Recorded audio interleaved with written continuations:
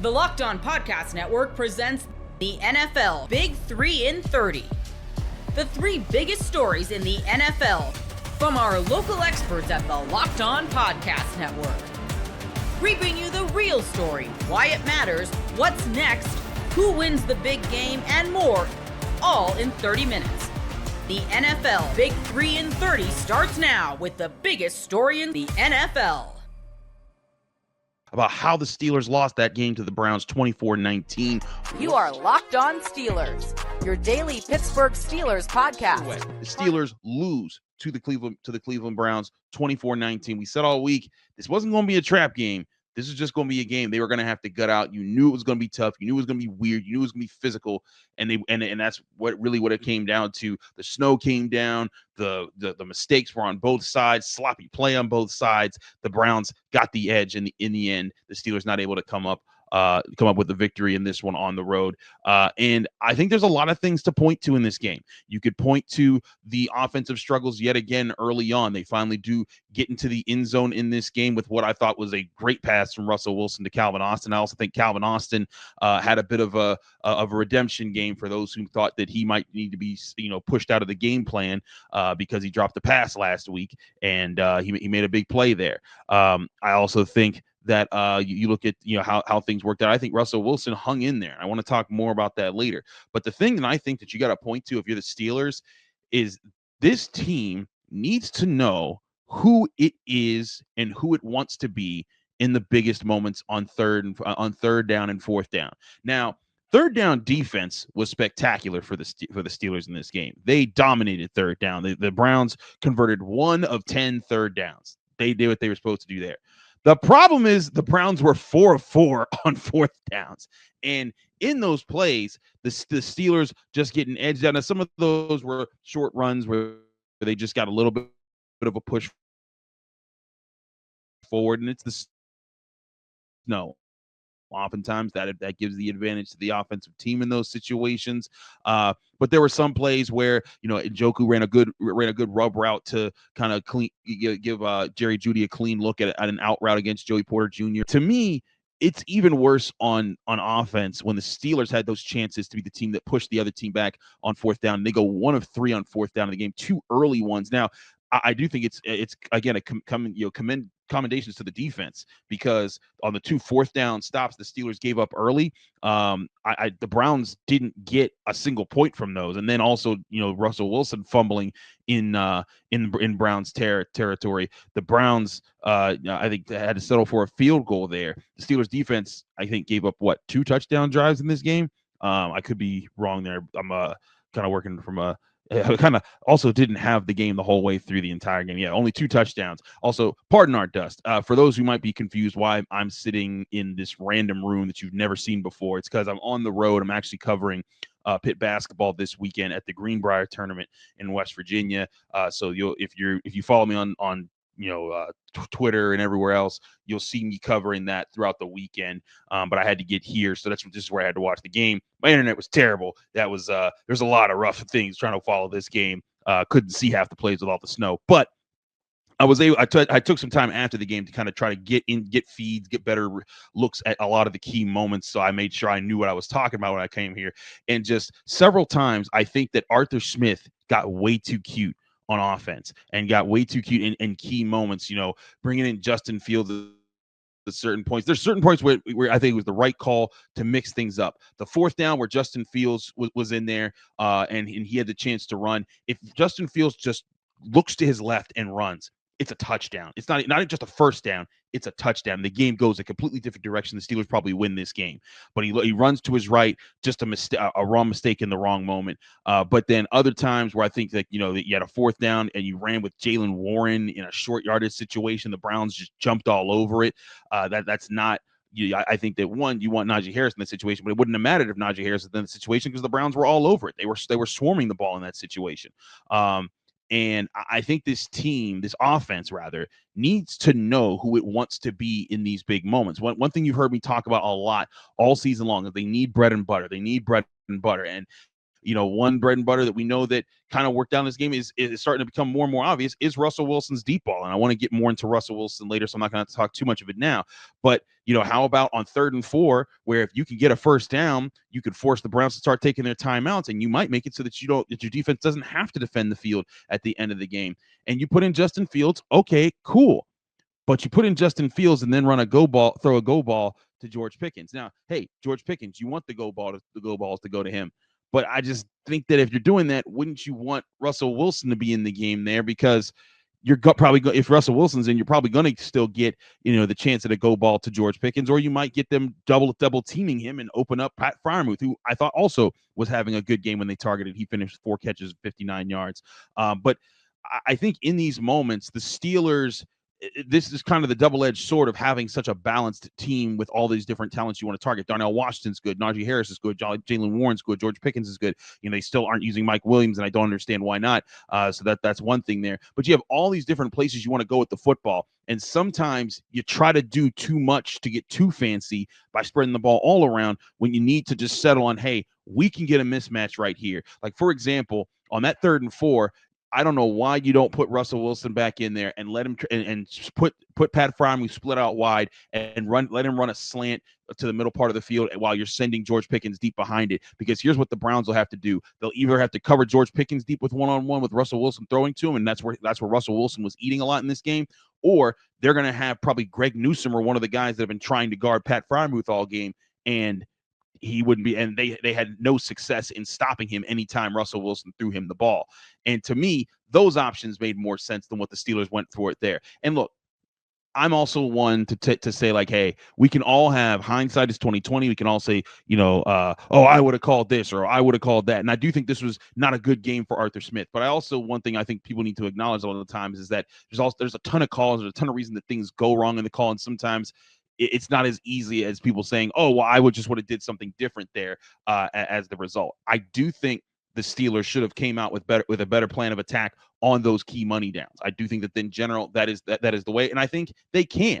But that's why I don't think this was a trap game. They came out with different plans. They came out trying to execute things. They made mistakes. They came out early, had some procedural penalties when they were switching between the cadences of Russell Wilson and Justin Fields on some of those earlier drives. And Mike Tomlin even said after the game, he's like, we took too long to settle in on a lot of those things. And just when you're being a little off here and there, adjusting to things like that, that's what allows, for miscues and being a little bit late or not as focused on plays where you give up 3 sacks in the first half to Myles Garrett. Now, you shut Myles Garrett out in the second half, and that's good and all. But in divisional games and road divisional games and short weeks, you're going to need to win every chance that you can get. And that's where I think the Steelers came up short in this one, is that when they needed to win those key moments, when they needed to win those key spots, they weren't sure who they wanted to be. They were trying to beat Justin Fields in one place. They were trying to throw deep with Justin Fields in another place. They were trying to run into the teeth of the defense, but not committing to that, or you put in Justin Fields and maybe you had the right call there and he just ran the wrong direction. Too many of those moments played out in this game, and the defense doesn't escape culpability either, because they had some key moments, on 4th down where they weren't coming out on top. But in all of those moments, maybe if one of those breaks the Steelers' way in this game, maybe they win this game. Maybe if they get to 3rd and 4, maybe they win this game. If they get one of those stops later in the game, maybe they pull this out in the end. And you were thinking like, wow, how did they pull this one out? I think there's reason to believe that they can still be a very good team this year. I think that they are still a very good team. They dropped the game, and again, I said all week long, this isn't a trap game. These are normally the tougher games for the Steelers, coming on, short weeks, coming off of playing the Ravens, playing the Browns all week long. The Steelers knew that this was going to be a tough game, and it was a tough game. They just came up short. I think that there's sometimes people need to accept that. And I know that people say, oh, this was the classic Tomlin game. He always loses this game. He always loses to teams with losing records. And I saw someone tweet out after the game, that's why he's never going to win NFL Coach of the Year. That's why he should never win NFL Coach of the Year. And I pointed out 3 of the last 4 NFL Coaches of the Year have significantly worse records against teams with losing records than Mike Tomlin does. So Brian Dable, Kevin Stefanski among them. So I don't think that that's as big of a thing as people make it out to be. All teams lose to teams with losing records. All teams have bad games and bad moments. It happens at times. This was unfortunate for the Steelers. What will determine whether or not they are a good team is how they rebound from this moment, not what they did in this moment. And I think that's where the Steelers have to look moving forward. That's why I want to talk more about how they can move forward, especially on offense, because despite the Steelers defense giving up that late touchdown, I do think the Steelers offense is still the key to this team being a better football team down the stretch and winning more of these games, holding on to first place in the AFC North, and maybe getting a home game in the playoffs, and maybe still getting a chance to get a really favorable situation there in the postseason. Get ready to tackle the NFL action with FanDuel, America's #1 sportsbook, because right now new customers can bet $5 and get $150 in bonus bets if you win. The FanDuel Sportsbook app gives you everything you need to place live bets on the NFL all in one place. So when you get a hunch in the middle of the game, you can check out the latest stats, view live play-by-play, and so much more on the same page where you place your bets. Just visit FanDuel.com to join today. You'll get started with $150 in bonus bets if you win your first $5 bet. That winning $5 bet could be on some Week 12 action. We mentioned the Commanders heavily favored over the Cowboys. Well, FanDuel, that's a big number. Washington is laying 10.5 against Dallas. It is crazy how bad this year has gone for the Cowboys, but no one's that sad about it. Visit FanDuel.com. Never waste a hunch and make every moment more with FanDuel, an official sportsbook partner of the NFL. The latest from Kyle Shanahan on Brock Purdy. Will he play Sunday? You are Locked On 49ers, your daily San Francisco 49ers podcast, part of the Locked On Podcast Network, your team every day. The injury report, not great right now for the San Francisco 49ers. And we'll start with the latest late Thursday from Kyle Shanahan, who broke down what's going on the injury report. And specifically, we'll start with the quarterback and Brock Purdy. And it doesn't sound great so far. And, we reported yesterday that Wednesday's practice, he didn't really throw at all. He was still limited today, according to Kyle Shanahan on KNBR after practice. Said he didn't do as much as yesterday, but he did a little bit, or he didn't do as much yesterday, did a little bit more today. He went out there and did a little bit, then went back in about halfway through and rested up. Hopefully it will be feeling great on Sunday. So right now, Kyle Shanahan hoping Brock Purdy will feel better on Sunday. Still limited in practice, did a little bit, went back in and, whatever, got treatment and trying to get right. And adding to it, there was no quarterback speaking at practice Thursday, which is when the starters usually speak. According to Matt Barrows, that suggests that the team doesn't know who's starting in Green Bay because the quarterback now, whoever it is, will speak to reporters on Friday instead of Thursday. And if you really thought Brock Purdy was going to play, he would be going through all those things. Maybe it was just timing wise that he had to get treatment during the same time when he should have been on the podium to speak with reporters.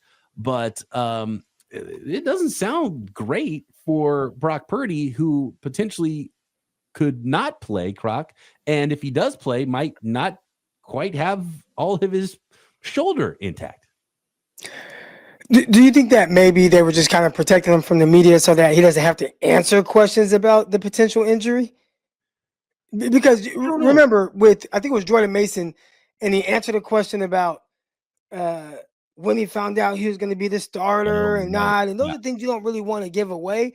And maybe just with him being, a little banged up, maybe the opposing team, the Green Bay Packers, potentially have to prepare for multiple quarterbacks.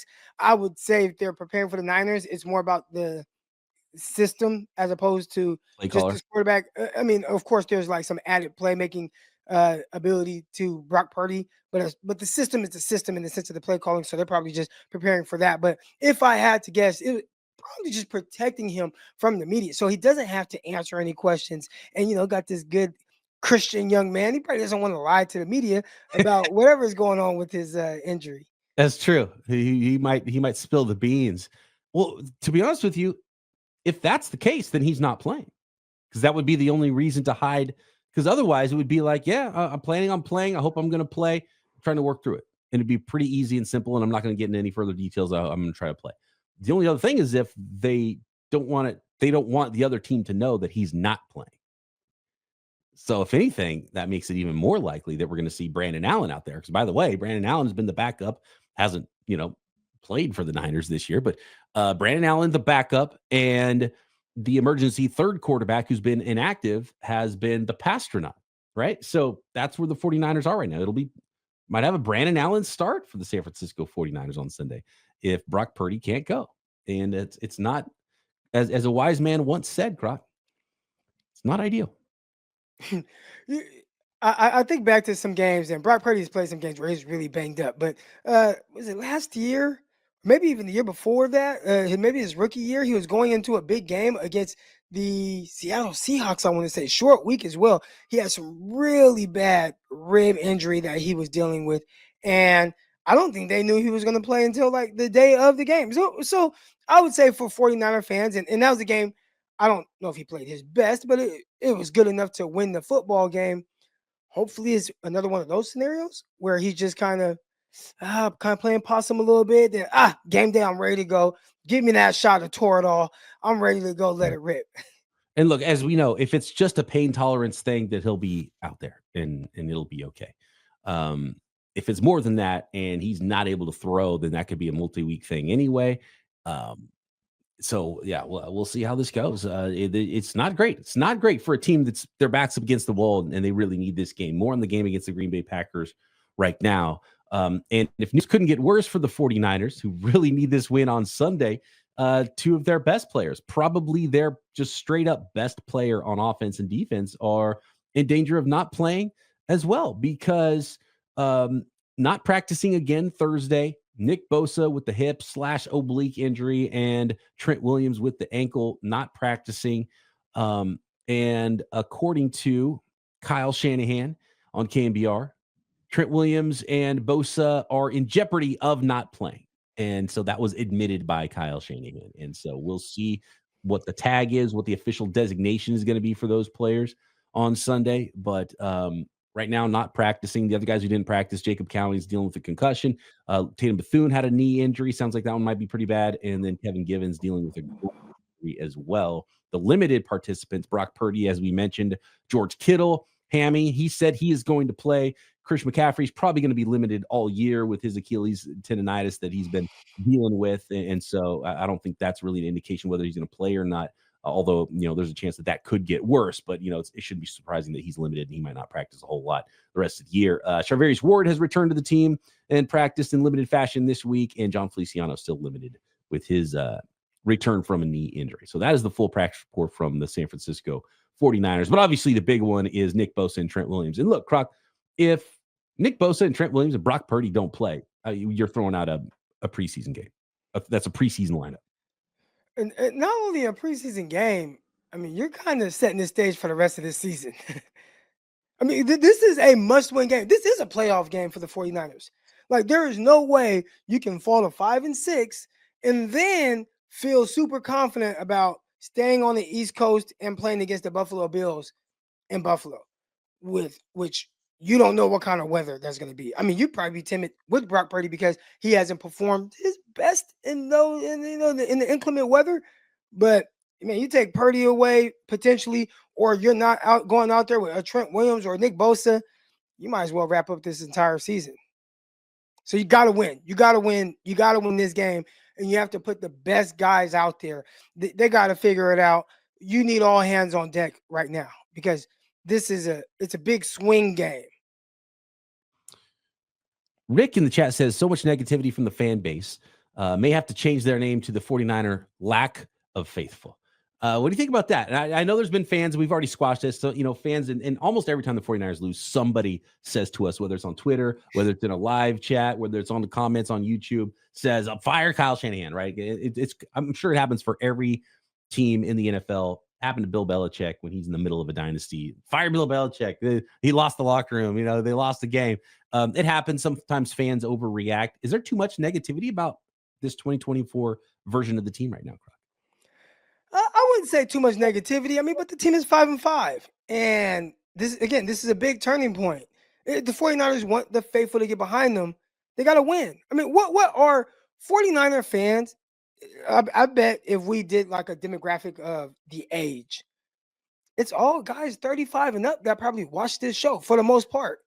And a lot of those guys are accustomed to seeing 49ers win, right? I mean, Super Bowls. And right now, they're struggling to win that big game. They've kind of been there, been close 3 different times, had opportunities to win all of them. All right, but you lost those games. And then you turn around and now you're 5-5.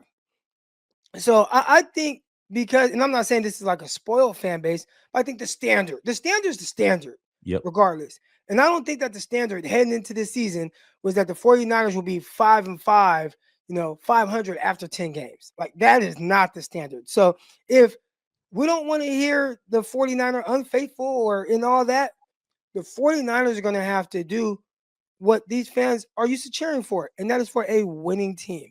Give us a little bit more confidence, and I think you'd see a huge swing in the morale of the fan base. I want to put a poll out there for our listeners, and we'll go over this at the end. We'll see if Croc is right.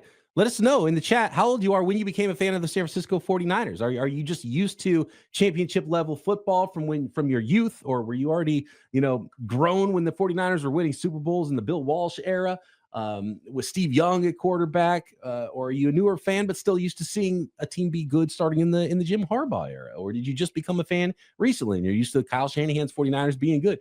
Because right now the 49ers are just only 5-5. This isn't a team that is like 2-8 and just looks like complete garbage and has been going downhill for a while. They were the Super Bowl last year and they're currently 500. This team is not falling apart. Game Time has a new feature called Game Time Picks that makes getting tickets for your favorite live events even easier. Game Time Picks filters out the fluff to show you only incredible deals on great seats, so you don't have to waste time searching through thousands of tickets. Curation makes it easier to save on sports, concerts, comedy, theater, and more near you. You can take the guesswork out of buying tickets with Game Time. Download the Game Time app, create an account, and use code LOCKEDON for $20 off your first ticket purchase. Terms apply. Again, create an account and redeem code LOCKEDON for $20 off. Download Game Time today. What time is it? Game Time. What would be the best possible head coach general manager pairing? You are Locked On Jets, your daily New York Jets podcast. Our first question, John, if you had a magic wand, which available general manager head coach tandem would be the best fit to oversee the team? Who would be able to get the most out of this existing roster with their head coaching philosophy and experience? Well, I would say that I don't think we should go with this existing roster any further. I think that this roster needs to be overhauled, and I think that's one of the reasons we have a general manager search. But I think this question is phrased in a really smart way because it's about hiring a tandem. It's about hiring two people who will work well together. Sometimes I think we get into the mindset of playing fantasy football. We'll just hire this guy as GM and this guy as head coach, and everything will work out great. And then we also do it with the coaching staff. We just hire this guy as our head coach and this guy as our defensive coordinator. Everything will work out great. But the people need to be able to work well together. Otherwise, the team's not going to be able to have success. Everybody needs to be pushing in the same direction. And one of the things we've seen in recent years with the Jets is that when the head coach and general manager don't work well together, it's a detriment to the team. And I will say this, the Joe Douglas, Robert Saleh tandem obviously did not pan out in the end, but it seemed like they were on the same page. It did not seem like they had trouble working together. And you saw that bring good things, especially on the defensive side of the ball, because Saleh was very clear about the players that he needed to run his defense effectively, and Douglas was good at getting them. The downfall of this regime was simply that it never seemed like Saleh ever developed an offensive philosophy. It never seemed like he understood what he wanted on the offensive side of the ball. And the Jets really struggled personnel-wise on the offense. It's difficult for me to say, who would work well together, when we're talking about GMs and head coaches.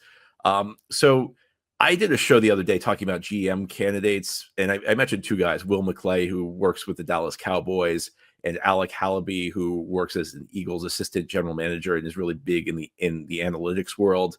And those are the reasons I mentioned them, because I think that they both have the types of qualities I'd want in a Jets GM. McClay has worked around a meddlesome owner, Jerry Jones. And McClay has been good at kind of talking Jerry out of his worst impulses. And I think when we talk about where Joe Douglas has failed most of all, it's that he hasn't been able to short circuit the really, really bad Woody Johnson ideas. And Woody Johnson has a lot of really bad ideas. Now, Woody Johnson's so out of control these days, I don't know what you could do. I mean, it's possible that nobody can stop Woody Johnson from the destructive path he's decided to go on. But you need somebody who's actually good at managing up. So that's why I was interested in Will McClay. And Alec Halaby, I'm interested because he's really good at analytics. And I think that's kind of the direction the game's moving. I think the NFL is changing in this day and age. And I'd like to see the Jets actually be at the cutting edge. I'd like to see the Jets actually get ahead of the curve instead of chasing trends. So those are the guys I look at as general managers. And, the question is, who would they work well with as a head coach? And it's difficult to say because it's not necessarily going to be somebody they've worked with in the past. It's just somebody who's going to be on the same page, somebody who's going to respect the process. But if we're in a dream world where I have the magic wand and everybody's going to work well together, the two guys I think would be the top head coaching candidates for me would be Ben Johnson, the offensive coordinator of the Lions, and Mike Vrabel, who's on the Browns coaching staff this year, but former Titans head coach. Ben Johnson's the hottest name this cycle. I don't think he'll even interview with the Jets, but I think he's going to be a good head coach. And it's interesting because Ben Johnson's like the profile of the guy who usually disappoints you because the media always gets behind the offensive coordinator who's the hottest guy in the league. The offensive coordinator on the good team, they get crowned the next Sean McVay, and it almost never works out. But I think if you go deeper with Ben Johnson, he's got a lot of attributes that are going to make him a good head coach. By all accounts, he's a great communicator, guy who's really smart, very adaptable. He has a lot of really good traits. So I think he's going to be a good head coach. I think he fits the profile of somebody who frequently disappoints, but I think he actually is going to be a good head coach because I think going beyond him just being a good offensive coordinator, there are attributes there that will turn him into a good head coach. And Mike Vrabel will be another interesting guy. Again, I think Vrabel's going to have options, so I don't know that he'll be interested with the Jets. I also know that Vrabel, as a former Bill Belichick player, might not necessarily be interested in going to the Jets because Belichick's always told his guys to stay away from Woody Johnson. And we know that. I thought Vrabel did a good job with Tennessee. He took them to the playoffs 3 times. He took them to an AFC championship game without really having an elite quarterback. Some people don't like him because he doesn't have an offensive background. I mean, look, having an offensive background, that doesn't necessarily make you a head coach. Having a defensive background doesn't necessarily make you a poor head coach. It's more about, can you build an offense? Saleh never had an offensive philosophy. If you look at Vrabel, Vrabel made some bad hires on the offensive side of the ball. Keith Carter and Todd Downing worked for him, but 2 of his 3 offensive coordinators got head coaching jobs, Matt LaFleur and Arthur Smith. So we know Vrabel can hire a very good offensive coordinator, which is very important. And the other aspect with Vrabel is that, he's just got experience. He's done it before. And I'm trying to learn from my mistakes because whenever the Jets have a coaching search, there's always a guy like Vrabel out there. And in the past, I've been dismissive of guys like this because I'll say, well, he's not on the Andy Reid level. He's not on the Kyle Shanahan level. He's not like a top head coach. So if you hire, he doesn't have the upside one of these assistants might be, because an assistant coach might be the next Andy Reid. An assistant coach might be the next Kyle Shanahan. And what happens? The Jets always hire some coordinator who ends up being worse than the established head coach that I dismissed. So I think Vrabel is a solid coach. I think one thing the Jets have shown is that, especially this ownership, they have no idea how to scout which coordinators are going to be good head coaches. So that makes me inclined to go with a safer model like a Mike Vrabel. I think he'd be a good choice. Now, would he be interested? I don't know, but that's where I'd start. Those are the 2 GM candidates I'd start with. Those are the 2 head coaching candidates I'd start with, and I'd kind of go from there. I don't know whether any of these people would be interested because the Jets are going to be a pretty tough sell right now. I think both in terms of GM and head coach because of the ownership. But that's at least where I'd start. Our next question: is there any stopping a Rex Ryan return? Would it be a good idea? I don't know whether Rex is going to be a serious candidate. I know Rex wants the job. It's clear that Rex is interested in the job because Rex loves the Jets. He loved being the head coach here. He loved the attention that came with it. I understand why people, would want Rex Ryan back because he was the last head coach of a good Jets team, and there are a lot of great memories. And I think Rex Ryan has a special place in the heart of every Jets fan for the job performance. But I think looking realistically, he hasn't coached in the NFL since 2016. He hasn't had a winning record as an NFL head coach since 2010. He during his time as a head coach, he was not great at developing young talent. The next Jets head coach is going to need to develop a lot of drafted players. And he was a guy who showed himself to be painfully behind the times on the offensive side of the ball. And the other thing about Rex is, Rex is Rex. He's not a guy who learns. He's a guy, and he's very open about this. I am who I am. And I think he was the perfect coach for the 2009 and 2010 Jets, because that was a veteran-oriented team. It was a team that maybe Eric Mangini pushed a little too far. Maybe Mangini was a little bit too much of a disciplinarian. They have a bunch of professional guys who did their jobs well, who didn't need a lot of supervision. Rex is great in a scenario like that. The scenario the Jets will have next year is trying to kind of retool. It's going to be a rebuild. There's going to be a lot of young players in here, and you have to rebuild the offense. So I think that Rex is not the coach you want in a scenario like that. He's a guy I would stay away from him. Look, have a Rex Ryan day. Have a Rex Ryan day at a Jets game. Let him speak at halftime. Give the fans a chance to give him an ovation. I'm all for that. Rex Ryan is an important part of Jets history, but I think he's in the past, and I think the Jets need to look forward. I think sometimes you make a mistake when you make a move based on nostalgia, based on a guy who used to be good. Jets should be looking to find the right coach for this coming year. The Jets should be looking for the right coach for the 2025 Jets, just as Rex Ryan was the right coach for the 2009 Jets.